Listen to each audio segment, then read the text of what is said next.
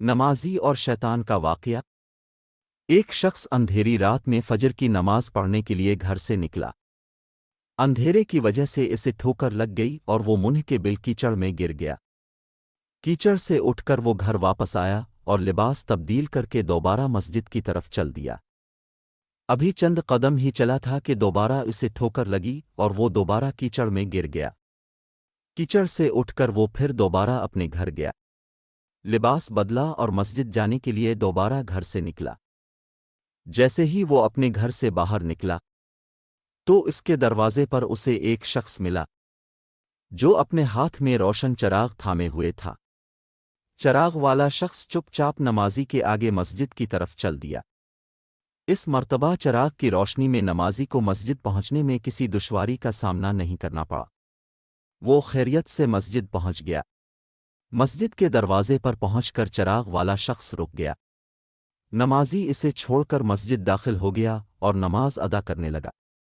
نماز سے فارغ ہو کر وہ مسجد کے باہر آیا تو وہ چراغ والا شخص اس کا انتظار کر رہا تھا تاکہ اس نمازی کو چراغ کی روشنی میں گھر چھوڑ آئے۔ جب نمازی گھر پہنچ گیا تو نمازی نے اجنبی شخص سے پوچھا، آپ کون ہیں؟ اجنبی بولا، سچ بتاؤں تو میں ابلیس ہوں۔ نمازی کی تو حیرت کی انتہا نہ رہی۔ اس اجنبی کی یہ بات سن کر نمازی سوچنے لگا، ابلیس شیطان کیسے مجھے مسجد تک چھوڑ سکتا ہے؟ اس کا کام تو لوگوں کو بہکانا ہے۔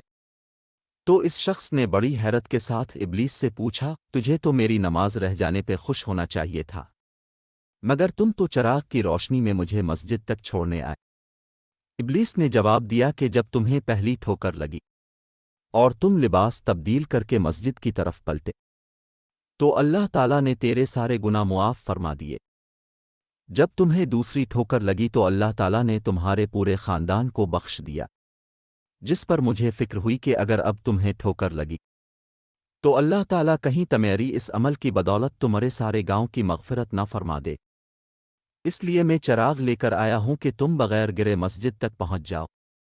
اس شخص نے جیسے ہی یہ بات سنی تو اس نے اللہ تعالیٰ کی بارگاہ میں اپنا سر جھکا کر اللہ کا شکر ادا کیا۔ تو دوستو، یہ ہے ہمارے رب کی شان، سبحان اللہ۔ اس طرح کے سبق آموز قصے کہانیاں اسلامی واقعات دیکھنے اور سننے کے لیے ہمارا چینل ببو گوشا ٹی وی کو لائک کریں، چینل کو سبسکرائب کریں اور گھنٹی کے نشان کو ضرور دبا دیں۔ شکریہ۔